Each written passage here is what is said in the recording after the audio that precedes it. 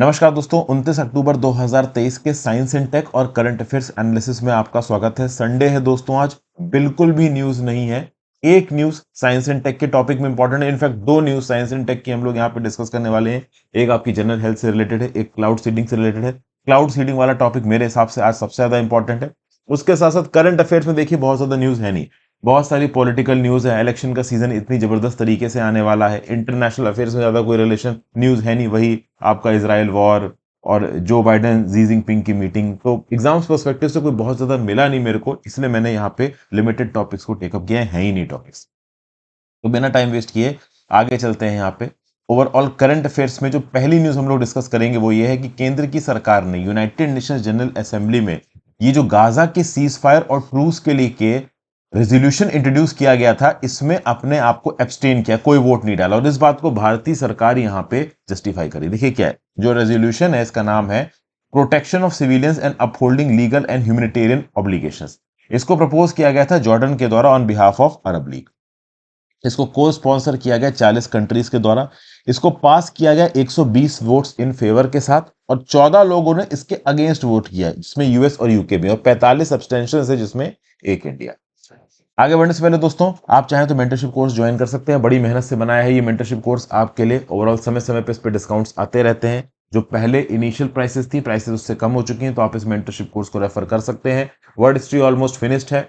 Mains की काफी सारी वीडियो रेगुलरली आपको अपडेटेड मिल रही हैं। और इसके बाद जो लोग प्रीलिम्स के लिए परेशान है, मैं आपको बता दूं कि अब आगे आने वाले 3-4 महीनों में प्रीलिम्स की ही वीडियोस अपलोड होंगी, क्योंकि प्रीलिम्स का फीवर शुरू हो जाएगा जनवरी के बाद। सब समझ लीजिए, सब लोग प्रीलिम्स पे ही ध्यान देंगे। तो प्रीलिम्स को की बहुत सी वीडियोस, हजारों की तादाद में वीडियोस आपको मिलेंगी। तो आप इस मेंटरशिप कोर्स को ज्वाइन कर सकते हो। तो मेंस और प्रीलिम्स में एक बहुत वैल्यू एडेड बूस्टर आपके लिए होगा। बहुत सारे लोग बोलते हैं कि सर ये सब कुछ कंप्लीट कर देगा क्या, सारी कोर्सेज की लाइव क्लासेस चलेंगी क्या? अरे तो भाई, जब दिल्ली में जाके पढ़ते हो, वहां पे 1 लाख, 1.5 लाख, 2 लाख देते हो, ऑब्वियस सी बात है यहाँ पे 10,000 या 11,000 रुपए में आपको सब कुछ दे पाना इम्पॉसिबल है। लेकिन एक बहुत ही value added booster test series prelims के साथ आपको यहाँ पे मिल रहा है, तो इट इज जस्टिफाइड। आप चाहे तो उसको टेकअप कर सकते हैं। तो चलिए भाई, वापस आ जाते हैं। जॉर्डन के इस पर्टिकुलर रेजोल्यूशन के ऊपर ओवरऑल जो डेवलप्ड कंट्रीज है, मतलब कुछ स्पेसिफिक कंट्रीज जो कि बहुत ज्यादा प्रो इजराइल है, फ्रांस हो गई, यूके हो गई, यूएस हो गई, उन्होंने अगेंस्ट वोट डाला। बहुत सारी कंट्रीज ने सपोर्ट किया। मतलब इनका ये कहना है कंट्रीज का कि भाई देखो, अब आप ये जो सीज फायर है कर दो, आप अटैक मत करो। गाजा पट्टी के अंदर लोग मर रहे हैं और डेफिनेटली मर रहे हैं। ये बात सबको पता है कि हमास यहाँ पे ह्यूमन शील्ड की तरह इस्तेमाल कर रहा है लोगों को। हमास ने घरों के नीचे टनल्स बना रखे हैं, वहां पे छुप के बैठे हैं। तो ऑब्वियस सी बात है, इसराइल के लिए एयर स्ट्राइक्स के थ्रू हमास को आइडेंटिफाई कर पाना सेलेक्टिवली बहुत मुश्किल है। हमास ने जब अटैक प्लान किया था 7 अक्टूबर को, तो उस समय पे भी उनको पता था कि पलट के अटैक आएगा। उन्होंने अपनी पोजीशंस को तो वैसे भी सेफगार्ड कर रखा होगा और सामने रख दिया पैलेस्टीनियन अरब सिविलियंस को कि वो मरेंगे, और ऑब्वियस सी बात है इसराइल का यहाँ पे इंटरनेशनल कंडेमनेशन होगा। तो बात दोस्तों यहाँ पे ये है कि जब ये ओवरऑल रेजोल्यूशन पुटअप किया गया, कहां पे? आपका यूनाइटेड नेशंस जनरल असेंबली के अंदर, उस समय पे इस पर्टिकुलर रेजोल्यूशन में जो 7 अक्टूबर को हमास ने अटैक किया था ना इसराइल के ऊपर, उसका मेंशन नहीं किया गया। तो जब फ्रांस ने ओवरऑल यहां पे इसके अगेंस्ट वोट किया, तो अपने एक्सप्लेनेशन ऑफ वोट में फ्रांस ने बोला कि भाई अगर आप इसराइल को कंडेम कर रहे हो, तो आप हमास के 7 अक्टूबर वाले अटैक्स को भी तो कंडेम करो। वो भी तो गलत है। वहां पे भी तो 1400 इसराइली को मार दिया गया, 229 के लगभग को हॉस्टेज ले लिया गया। तो भाई आपने जनरल भाषा में लिख दिया कि all acts of violence aimed at Palestinian and Israeli civilians, including all acts of terrorism and indiscriminate acts, as well as all acts of provocation, incitement and destruction. तो ये जनरल सी बात आपने लिख दी है। आप स्पेसिफिकली हमास का नाम लेके क्यों नहीं बोल रहे हो कि हमास टेरर ग्रुप ने इसराइल के ऊपर अटैक किया, 1400 लोग यहां पे मारे गए, 229 हॉस्टेजेस लिए गए। तो बेसिकली इस पर्टिकुलर रेजोल्यूशन की वर्डिंग को लेके जो लोग अपोज कर रहे हैं, वो इस चीज को बोल रहे हैं। लोगों का ये बोलना है कि भाई देखिए, इसराइल की डिफेंस फोर्सेस जो रिटेलिएट कर रही हैं वो गलत है। हमास कंट्रोल्ड गाजा में जो मिनिस्ट्री है, हेल्थ मिनिस्ट्री, उसका बोलना है कि 7700 पैलेस्टीनियंस ऑलरेडी यहां पे मर चुके हैं। तो बेसिकली इतनी बड़ी तादाद में पैलेस्टीनियंस मरे हैं। तो भाई अब आप ये अटैक बंद कर दो। इनफैक्ट दोस्तों, अब ये अटैक बंद होना चाहिए, बहुत ज्यादा लोग यहां पे मर रहे हैं। समझ गए बात को? तो देखिए, हमास एक मिलिटेंट ग्रुप की तरह ऑपरेट करता है, उन्होंने एक टेरर अटैक किया, लेकिन इसराइल एक सोवरेन अथॉरिटी मतलब एक sovereign responsible country, sovereign responsible country एक मिलिटेंट ग्रुप की तरह ऑपरेट नहीं कर सकती। तो इसराइल को यहां पे अटैक बंद करना चाहिए। हमास के ऊपर टारगेट करने के उनको अल्टरनेट मेथड ढूंढने पड़ेंगे, बट कोई अल्टरनेट मेथड है नहीं। तो वो लैंड इन्वेजन का प्लान बना रहे हैं, एरियल स्ट्राइक्स कर रहे हैं, और उसमें ओवरऑल नॉर्मल लोग भी मर रहे हैं। तो ये रेजोल्यूशन बस ये बोल रहा था कि भैया ह्यूमैनिटेरियन ट्रूस कर लो, सीज फायर कर लो, अभी के लिए लड़ाई रोक दो। तो जो डेवलप्ड कंट्रीज हैं वो रेजोल्यूशन को, खासकर फ्रांस उस रेजोल्यूशन को इस बेसिस पे रिजेक्ट कर रहा है कि भाई देखो, तुमने ओवरऑल एक जनरल भाषा में बोल दिया कि किसी भी प्रकार के टेरर अटैक को बंद करो, तुम स्पेसिफिकली इस बात को क्यों नहीं रिकॉग्नाइज कर रहे हो कि हमास के 7 अक्टूबर के इमीडिएट एक्शंस की वजह से ये पर्टिकुलर चीज यहां पे शुरू हुई। अपने रेजोल्यूशन में ये भी तो आप लिखिए कि हमास ने 7 अक्टूबर को क्या किया, तो उसको आप यहां पे अवॉइड कर रहे हो। मतलब दबे शब्दों में कहीं ना कहीं हमास के एक्शंस को पीछे से आप सपोर्ट दे रहे हो। जो इंडिया का एक्सप्लेनेशन वोट था, जो कि इंडिया की डेप्यूटी परमानेंट रिप्रेजेंटेटिव योजना पाटेल ने यहाँ पे किया, वहां पे उन्होंने इमीडिएट और अनकंडीशनल रिलीज ऑफ हॉस्टेजेस की बात की। इंडिया ने हमास का नाम लिया नहीं है। देखिए क्या है ना, इस पर्टिकुलर जंग को लेकर दुनिया बहुत हद तक आपस में बटी हुई है, तो सब लोग चुप है, सब लोग ज्यादा कुछ बोल नहीं रहे। टेररिज्म नो डाउट एक मैलिग्नेंसी है, ये इंडिया ने बोला। इंडिया हमेशा से बोल के आ रहा है कि टेररिस्ट का ना कोई कंट्री होता है, ना बॉर्डर होता है, ना नेशनैलिटी होती है, ना रेस होती है। टेरर अटैक्स को लोग और कंट्रीज अपने स्ट्रेटेजिक ऑब्जेक्टिव्स की वजह से जस्टिफाई करते हैं कि हाँ भाई ये हमारे फेवर में है तो ये अच्छा टेररिस्ट है, गुड टेररिस्ट, नहीं है तो बैड टेररिस्ट है। लेकिन ये सब गड़बड़ है। तो इंडिया यहां पे एब्सटेन कर गया है। एब्सटेन करने की वजह एक इंडिया की यही है कि भाई ओवरऑल आप कंप्लीट चेन ऑफ इवेंट्स को यहां पे मेंशन करो। देखिए 1948 में जिन ट्यूमिल्टस कंडीशंस में ये इजराइल बना था, आप कह सकते हो कि दुनिया की one of the most violent unsolved problem है ये, ठीक है ना। और ये प्रॉब्लम बहुत लंबे समय से चली आ रही है, जल्दी खत्म भी होने वाली यहाँ पे नहीं है। इजराइल का बोलना है कि हमने इतनी जंग जीत के ओवरऑल ये इलाका कब्जा है, ये इलाका तो हम पैलेस्टीनियन अरब्स को देंगे नहीं। पैलेस्टीनियन अरब्स ने पहले इलाका दिया नहीं, अब जो थोड़ा बहुत मिल रहा है वो मांग रहे हैं, वो भी इजराइल यहाँ पे दे नहीं रहा। और उसके लिए यहाँ पे समय समय पे कुछ ना कुछ अटैक्स और वॉर जैसी चीजें होती रहती हैं। तो कुल मिला के इंडिया अपने एब्सटेंशन को जस्टिफाई कर रहा है इस बात पे कि भाई हॉस्टेजेस को यहाँ पे छोड़ा जाए। ओवरऑल कुछ हद तक ये जो हॉस्टिलिटीज हो रही हैं इनको यहाँ पे रोका जाए, बातचीत के साथ चीजों को सॉर्ट आउट किया जाए। बात ये दोस्तों, डिप्लोमेटिक जब वोटिंग होती है ना, उस वोटिंग में आपका अलाइनमेंट बहुत मैटर करता है। तो यहाँ पे ओवरऑल अगर इंडिया इसके फेवर में वोट कर देता, तो जो यूएस, यूके, फ्रांस इंडिया के मेन अलाइज हैं, उनके साथ इंडिया की नहीं बन पाती कि हाँ भाई आप यहाँ पे आइडियोलॉजिकली क्लैश कर रहे हो, आप तो पैलेस्टीनियन हमास के कॉज को सपोर्ट कर रहे हो। क्योंकि फेवर में वोट करना मतलब आप हमास के फेवर में वोट कर रहे हो, क्योंकि हमास के एक्शंस को स्पेसिफिकली इस रेजोल्यूशन में पॉइंट आउट नहीं किया गया था। तो जॉर्डन ओवरऑल इस पर्टिकुलर रेजोल्यूशन की वर्डिक्ट इस प्रकार से रख रहा है कि वो हमास के एक्शंस को सीधे सीधे क्रिटिसाइज नहीं कर रहे हैं, और इसको एक दोगलापन बताया जा रहा है यूएस, यूके, फ्रांस जैसी कंट्रीज के द्वारा। आपकी क्या राय है नीचे कमेंट बॉक्स में लिखिए। फिर ये महुआ मुत्रा वाला केस दोस्तों आपको पता होगा, cash for query allegation. Basically बहुत लंबे समय से मेंबर ऑफ पार्लियामेंट्स और मेंबर्स ऑफ स्टेट लेजिस्लेचर के ऊपर ये इल्जाम लगाया जाता है कि भाई ये लोग ऐसे क्वेश्चन पूछते हैं on the floor of the house जिससे ओवरऑल सरकार की अकाउंटेबिलिटी जाए, और कहीं ना कहीं उन क्वेश्चंस के लिए पीछे से इनको कुछ किकबैक्स मिलते हैं।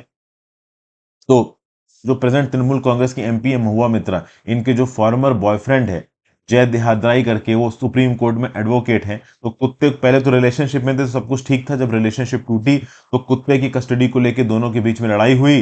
तो इस बात को लेके जो इनके बॉयफ्रेंड थे वो सीबीआई के पास चले गए, सीबीआई ने केस इनिशिएट किया।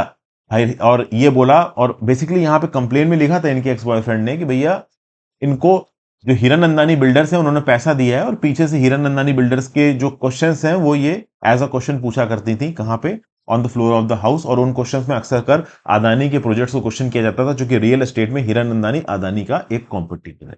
तो ओवरऑल महुआ मित्रा से जब पूछा गया तो महुआ मित्रा यहाँ पे थोड़ा फंस गई। अच्छा, सबसे खास बात ये थी कि निशिकांत दुबे को यहाँ पे इन्वॉल्व कर लिया, तो मैटर थोड़ा पॉलिटिकल भी हो गया यहाँ पे। अब शुरू में तो दर्शन हीरानंदानी ने बोल दिया, हीरानंदानी ग्रुप ने, कि हमारा महुआ मित्रा और ये कैश फॉर क्यूरी स्कीम से कोई लेना देना नहीं है। एकदम से बाद में हीरानंदानी वाले अपना एफिडेविट फाइल करते हैं और बोलते हैं कि हाँ हाँ भाई, हमने इनके बिहाफ पे सवाल पूछे थे और इन्होंने हमसे पैसे भी लिए हैं, तो अपने प्रोजेक्ट बनवाने में पैसे लिए हैं, कुछ महंगे गिफ्ट वगैरह हो गए। तो यहाँ पे महुआ मित्रा बोल रही है कि भाई मेरे जो भी अलाइज है उनको मेरे अगेंस्ट भड़काया जा रहा है। पहले तो हीरानंदानी ने बोला था कि कुछ भी नहीं हुआ, एकदम से ये क्यों बोल रहे हैं कि इन्होंने दिया है, इनके पीछे से प्रेशर डाला जा रहा है। एक बात है, महुआ मित्रा ने यह बोल दिया कि जो पार्लियामेंट्री लॉगिन क्रेडेंशियल्स हैं वो इन्होंने हीरानंदानी वालों को प्रोवाइड करे थे। हाँ, लेकिन बदले मैंने केवल एक लिपस्टिक ली है, एक छोटा सा बैग लिया है, तो ये सब बातें यहाँ पे बोली, जो कि दुबई ड्यूटी फ्री स्टोर से हीरा नंदानी वाले लेके आए थे। तो कुल मिला के यहाँ पे थोड़ी प्रॉब्लम ओवरऑल महुआ मित्रा को हो गई है। महुआ मित्रा भी यहाँ पे कमजोर नहीं पड़ रही है, डायनेमिक एमपी है भैया। इनका ये बोलना है कि भाई मेरे खिलाफ जिस प्रकार से केस को इनिशिएट किया जा रहा है वो अपने आप में प्रॉब्लमैटिक है। किस प्रकार से प्रॉब्लमैटिक है भाई? देखिए, महुआ मित्रा के ऊपर जो भी केस बन रहा है वो इस बेसिस पे बन रहा है कि हीरा नंदानी वालों ने बोला कि हाँ भाई इन्होंने पैसे लिए, और पहले हीरा नंदानी वालों ने बोला था कि हमारी इस कैश फॉर क्यूरी वाली, आप कह लो ये स्कैम से कोई मेरा लेना देना नहीं है। लेकिन बाद में एकदम से दर्शन हीरा नंदानी का एफिडेविट बदल जाता है और वो बोलते हैं कि हाँ भाई पैसे लिए। तो एकदम से चेंज क्यों हो रहा है? मतलब बैक एंड से, पीछे से क्या हीरा नंदानी ग्रुप वालों को भड़काया वगैरह गया है? तो इस प्रकार की बातें यहाँ पे महुआ मित्रा कर रही है। ये काफी पॉलिटिकल न्यूज है, इसमें एग्जाम्स पर्सपेक्टिव से ज्यादा कुछ है नहीं। बस एक चीज है, कमिटी ऑन एथिक्स में ओवरऑल महुआ मित्रा के क्वेश्चंस, मतलब एक्शंस को क्वेश्चन किया जा रहा है। तो मोस्ट प्रॉब्ली 30 अक्टूबर को यहाँ पे महुआ मित्रा को अपने आप को प्रेजेंट करना था इस एथिक्स कमेटी के सामने, लेकिन इन्होंने एक्सटेंशन मांगा। तो फाइनली एथिक्स पैनल ने 2 नवंबर की डेट दी। तो 2 नवंबर को जाके महुआ मित्रा अपने स्टैंड को वहां पे बताएंगी। अगर महुआ मित्रा के खिलाफ जो इल्जाम है वो प्रूव हो जाते हैं, जो कि प्रूव होते नजर आ रहे हैं, क्योंकि खुद हीरा नंदानी वालों ने बोला है कि हाँ भाई इन्होंने किकबैक्स लिए हैं, तो उस केस में महुआ मित्रा की मेंबर ऑफ पार्लियामेंट की सीट जा सकती है। इनकी खुद की पार्टी तृणमूल कांग्रेस अभी के लिए इनको सपोर्ट नहीं कर रही। हाँ, कांग्रेस के मेंबर्स कुछ हद तक इनको सपोर्ट कर रहे हैं। फिर भाई, बांग्लादेश यहाँ पे वॉर मेमोरियल बना रहा है 1971 के हीरोज के लिए। ये बात सबको पता है कि बांग्लादेश को 1971 में आजादी इंडिया ने दिलाई थी। तो बेसिकली एक memorial to honour the Indian soldiers who sacrificed for their lives in the liberation war of Bangladesh. तो 1971 में जो liberation war of Bangladesh at Ashuganj in Bangladesh, ये एडवांस स्टेज ऑफ कंप्लीशन में, इसमें 1600 इंडियन सोल्जर्स के नाम होंगे। वो 1600 इंडियन सोल्जर्स हैं जिन्होंने बांग्लादेश को आजादी दिलाने में जंग में अपनी जान गंवाई थी। तो बेसिकली ओवरऑल अगर आप देखो तो ये मेमोरियल दिसंबर तक रेडी हो जाएगा, और इसको कंबाइंड तौर पे जो शेख हसीना जी हैं बांग्लादेश की प्राइम मिनिस्टर, और मोदी जी हैं जो इंडिया के प्राइम मिनिस्टर, वो मिलके इनॉग्रेट करेंगे। ऐसा बोलना है एकेएम मोअज्जम हक का, जो कि बांग्लादेश के minister of liberation war affairs है। तो ये बांग्लादेश के अंदर पहला मेमोरियल होगा जो कि इंडियन सोल्जर्स को ऑनर करेगा एक्सक्लूसिवली। ये जो फाउंडेशन स्टोन है ये आशागंज ब्रह्मान बारिया में ले किया जाएगा, ठीक है ना। अच्छा, इसका ले ऑलरेडी किया जा चुका है मार्च 2021 में, बन जाएगा ये इस साल के एंड तक, दिसंबर 2023 तक। बेसिकली क्या है, इसको जल्दी इसलिए बनवाया जा रहा है क्योंकि इलेक्शंस दोनों ही कंट्रीज में है, ठीक है ना, बांग्लादेश में भी हैं और इंडिया में भी हैं। तो बेसिकली इलेक्शंस में इस पर्टिकुलर एजेंडा को शायद कैपिटलाइज करना। देखिए सीधी बात दोस्तों यहाँ पे ये है, बांग्लादेश के अंदर इस समय पे जो अपोजिशन है वो बहुत हद तक पाकिस्तानी आइडियोलॉजी के साथ अलाइंड है। शेख हसीना जो है, अगर आप बांग्लादेश के इंटरनल पॉलिटिक्स को थोड़ा फॉलो करते हो तो आपको वहां पे समझ में आएगा कि एक छोटा सा तबका ऐसा जिसका ये बोलना था कि यार पाकिस्तान से क्यों अलग हो गए, पाकिस्तान से हाथ मिलके तो हम लोग यहाँ पे स्ट्रांग थे, और वो बहुत ही ज्यादा आप कह लो प्रो पाकिस्तान था। शेख हसीना की तो फैमिली मेंबर्स को पाकिस्तान अलाइंड मिलिट्री पर्सनल्स ने मारा था। तो शेख हसीना बहुत हद तक यहाँ पे एंटी पाकिस्तान। तो और शेख हसीना थोड़ी लिबरल है, थोड़ी डेमोक्रेटिक थिंकिंग में पार्टिसिपेट करती है। जो अपोजिशन है पॉलिटिकल पार्टीज है बांग्लादेश में, वो बहुत ज्यादा एंटी डेमोक्रेटिक है और बहुत ज्यादा प्रो पाकिस्तान है, और रिलीजियस फंडामेंटलिज्म भी उनके अंदर ज्यादा हो जाता है। शेख हसीना की अप्रोच थोड़ी लिबर्टेरियन है। तो इस रिस्पेक्ट में ओवरऑल यहाँ पे बांग्लादेश को जो लिबरेशन मिली, पाकिस्तान ने बांग्लादेश के ऊपर क्या क्या अत्याचार किया है, इंडिया ने ओवरऑल उनकी क्या क्या हेल्प की, इन सब चीजों को कैपिटलाइज करके एक बांग्लादेशी नेशनलिज्म के थ्रू ये मेमोरियल बनवा के दोनों कंट्रीज, हो सकता है भाई इलेक्शंस में कैपिटलाइज करने की कोशिश कर रहे हो, लोगों को याद दिला रहे हो। बहरहाल ये इंडिया के लिए एक बहुत पॉजिटिव न्यूज है, क्योंकि बांग्लादेश की सरकार के साथ अगर इंडिया के बायलिटरल रिश्ते इतने अच्छे लगते हैं तो लॉन्ग टर्म में बांग्लादेश और इंडिया दोनों को मदद मिलेगी, क्योंकि बांग्लादेश भी एक ग्रोइंग इकोनॉमी है, इंडिया भी एक ग्रोइंग इकोनॉमी है, दोनों एक दूसरे को बहुत अच्छे तरीके से सप्लीमेंट कर सकते हैं, कॉम्प्लीमेंट कर सकते हैं। फिर भाई, आईआईटीएम पुणे ने यहां पे एक स्टडी कंडक्ट की है। ये स्टडी कंडक्ट की गई है सोलापुर के अंदर, ठीक है ना भाई। और सोलापुर के अंदर सितंबर 2018 और 19 की इस स्टडी के आधार पर यह पता करने की कोशिश की गई है कि भाई क्लाउड सीडिंग के थ्रू आप कितनी बारिश बढ़ा सकते हो। समझ गए? क्लाउड सीडिंग एक्सपेरिमेंट किया गया सोलापुर सिटी में। सोलापुर सिटी वेस्टर्न घाट्स के लीवर्ड साइड में आता है। ये मान लीजिए वेस्टर्न घाट है, इधर आपका समुंदर है, इधर जमीन है। समुंदर से साउथ वेस्ट मानसून वाली हवाएं चलती हुई आई, वो माउंटेन के ऊपर चढ़ी, और यहाँ पे ओरोग्राफिक रेनफॉल हुई, ठीक है ना। मानसूनल रेनफॉल भी वेस्टर्न घाट्स की इस तरफ पे हुई। इस तरफ जाते ही ओवरऑल विंड्स के अंदर मॉइस्चर बना नहीं, इधर है सोलापुर, सोलापुर के ऊपर पानी बरसानी। सोलापुर के ऊपर पानी बरसा नहीं, ड्रॉट जैसी कंडीशन है, ग्राउंड वाटर रिजर्व ज्यादा है नहीं, तो 3 दिन में एक बार पानी मिलता है सोलापुर के रेजिडेंट्स को। तो सोलापुर के रेजिडेंट्स को पानी दिलाने के लिए क्लाउड सीडिंग एक्सपेरिमेंट यहां पे कंडक्ट किया गया सोलापुर सिटी के अंदर। और इस क्लाउड सीडिंग एक्सपेरिमेंट का नाम क्या था? Cloud aerosol interaction and precipitation enhancement experiment, CAIPEEX phase 4। ठीक है, 2018 और 2019, ये आप कह लो मानसून के महीनों में यहां पे कंडक्ट हुआ। इससे पता क्या चला? इससे देखिए कुछ बेसिक रिजल्ट्स निकल के आए हैं जो कि ऊपर यहां पे बिल्कुल सार की तरह लिखे हुए हैं। इतने में ही आपको मेन चीजें मिल जाएंगी कि भाई 100 स्क्वायर किलोमीटर के इलाके में 18% रेनफॉल में इंक्रीज देखने को मिलता है अगर आप क्लाउड सीडिंग करते हो तो क्लाउड सीडिंग के थ्रू ऐसा नहीं कि पानी बिल्कुल उमड़ता हुआ यहां पे गिरने लगेगा सोलापुर शहर के ऊपर। भाई एक 100 स्क्वायर किलोमीटर के इलाके में आपको 18% एक्स्ट्रा रेनफॉल मिल जाएगी।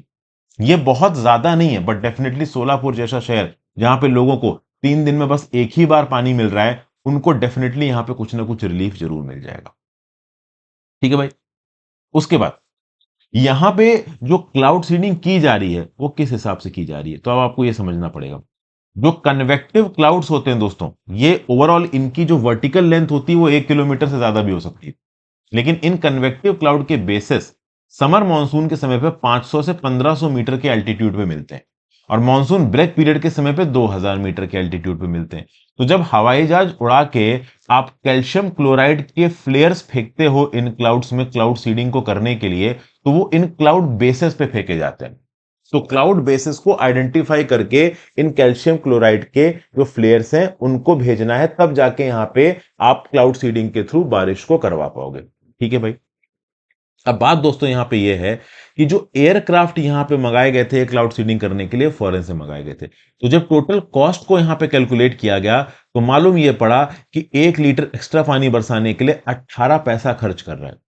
तो यहां पे आईआईटीएम ने यह बताया कि अगर हम इंडिया के इंडिजीनियस एयरक्राफ्ट्स को इस्तेमाल करें तब ओवरऑल हमारा क्लाउड सीडिंग का खर्चा 50% से ज्यादा कम हो सकता है, मतलब 18 पैसे पर लीटर की बजाय खर्चा 9 पैसा पर लीटर या उससे कम हो जाए।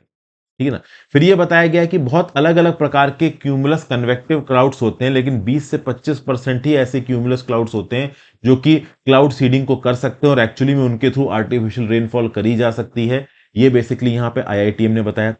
तो आईआईटीएम ने बताया कि कैल्शियम क्लोराइड को इन्फ्यूज करने से पहले क्लाउड में ओवरऑल इस बात को आइडेंटिफाई करना जरूरी है कि ये क्लाउड सीडिंग कर पाएगा या नहीं कर पाएगा। क्लाउड सीडिंग डेफिनेटली यहां पे ड्रॉट्स को कुछ हद तक मिटिगेट कर सकता है। ये पानी की रिक्वायरमेंट को पूरी तरीके से देखो फुलफिल नहीं कर सकता, लेकिन कुछ हद तक लोगों की वाटर रिक्वायरमेंट्स को जरूर कम कर सकता है।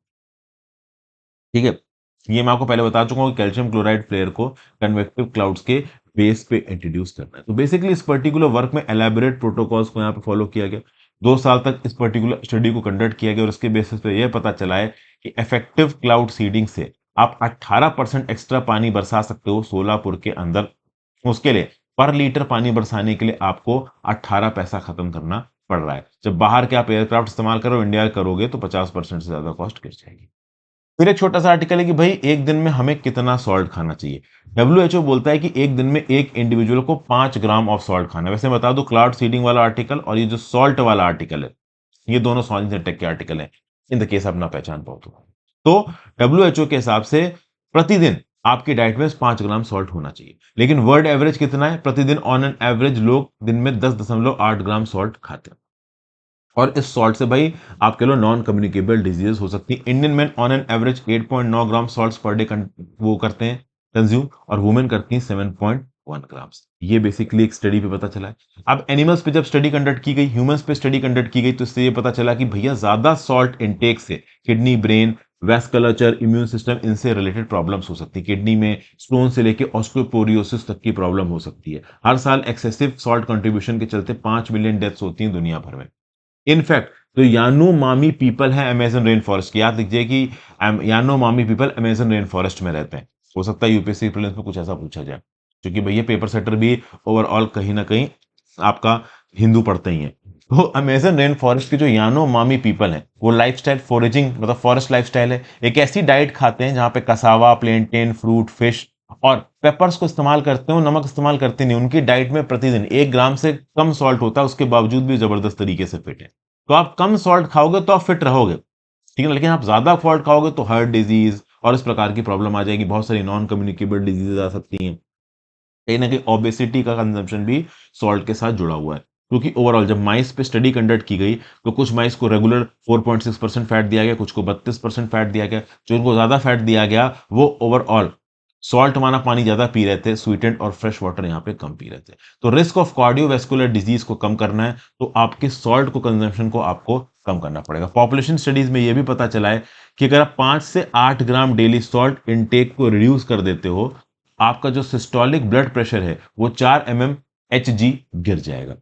इससे आपके कार्डियोवैस्कुलर डिजीज के चांसेस भी यहाँ पे कम हो जाएंगे। बहुत सारे क्लिनिकल ट्रायल्स किए गए एंटी हाइपरटेंसिव ड्रग्स को लेके, जिसने ये बताया है कि ओवरऑल ब्लड प्रेशर अगर आपका 5 mmHg गिरता है तो कहीं ना कहीं इससे आपके कार्डियोवैस्कुलर डिजीज के चांसेस बहुत कम हो जाते हैं, आपकी क्वालिटी ऑफ लाइफ बहुत ज्यादा बढ़ जाती है। एक और चीज, वो एकदम से भी सॉल्ट इनटेक कम नहीं करना है।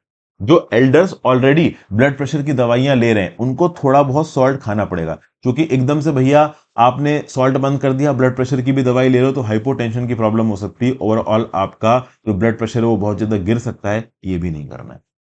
समझ गए भाई? तो ये सब बातें आप बताई गई। और फाइनली इलेक्टोरल बॉन्ड्स केस को लेकर अब डिस्कशन होगा। ये CGI chief justice of India ने बोल 5 जज की बेंच बनाई गई इलेक्टोरल बॉन्ड के केसेस के लिए। देखिए, chief justice of India DY Chandrachud साहब इसको हेड करेंगे। इसमें संजीव खन्ना, बीआर गवई, जेबी पारदीवाला और मनोज मिश्रा भी होंगे एज एसोसिएटेड जजेस। 16 अक्टूबर को चीफ जस्टिस ने बोला कि भाई देखिए, अक्टूबर 31 को जब दशहरा की हॉलीडेज खत्म हो जाएंगी उसके बाद ओवरऑल इसका को हम लोग रीड करेंगे। जो एडवोकेट है प्रशांत भूषण साहब, उन्होंने यहाँ पे रिक्वेस्ट किया था कि on behalf of NGO association for democratic reforms की इलेक्टोरल बॉन्ड्स इशू को आप 2024 के जनरल इलेक्शन से पहले पढ़िए। तो बेसिकली इलेक्टोरल बॉन्ड्स में दो मेन लीगल पॉइंट्स के ऊपर बातचीत होगी। एक तो इस चीज के ऊपर बातचीत होगी कि जो एनोनिमस डोनेशंस होते हैं पॉलिटिकल पार्टीज के, इनको लीगलाइज करना है। दूसरा, violation of citizens right to information about the funding of political parties promoting corruption. ठीक है भाई, तो जो एनोनिमस डोनेशन है पॉलिटिकल पार्टीज के, इनको भैया लीगलाइज कर दिया गया इलेक्टोरल बॉन्ड्स के द्वारा। इस पॉइंट पे बातचीत होगी। और सिटीजंस के पास कोई राइट टू इन्फॉर्मेशन है नहीं, कौन सी पॉलिटिकल पार्टी को किस पर्टिकुलर बिजनेस से कितना पैसा मिल रहा है वो बहुत ज्यादा सीक्रेटिव हो गया है इन इलेक्टोरल बॉन्ड्स के चलते। तो ये दोनों इश्यूज के ऊपर लीगली यहाँ पे बातचीत होगी। एक और इशू है जिसके ऊपर यहाँ पे बातचीत नहीं कर रहे हैं, इस इलेक्टोरल बॉन्ड्स के बिल को पास कराने के लिए इसको as a money bill pass कराया गया। तो मनी बिल है कि नहीं इसके ऊपर बातचीत यहाँ पे सुप्रीम कोर्ट नहीं करेगी, क्योंकि मनी बिल क्या होता है क्या नहीं होता है इसके ऊपर ऑलरेडी एक 7 जज की सुप्रीम कोर्ट की बेंच बनी हुई है, जो कि अपना जब भी अथॉरिटेटिव प्रोनाउंसमेंट होगी उससे एक बात कब परमानेंटली क्लियर हो जाएगी कि what is a money bill and what is not a money bill. So thank you for watching friends. यहाँ पे मैं अपने लेक्चर को खत्म करता हूँ। आशा करता हूँ आपको काफी कुछ सीखने को मिला होगा। अपने व्यू पॉइंट नीचे कमेंट बॉक्स में देख के जाइएगा। मेंटरशिप कोर्स जरूर से ज्वाइन कर ले दोस्तों, आपको काफी कुछ इस मेंटरशिप कोर्स में जानने को मिलेगा। Have a great day.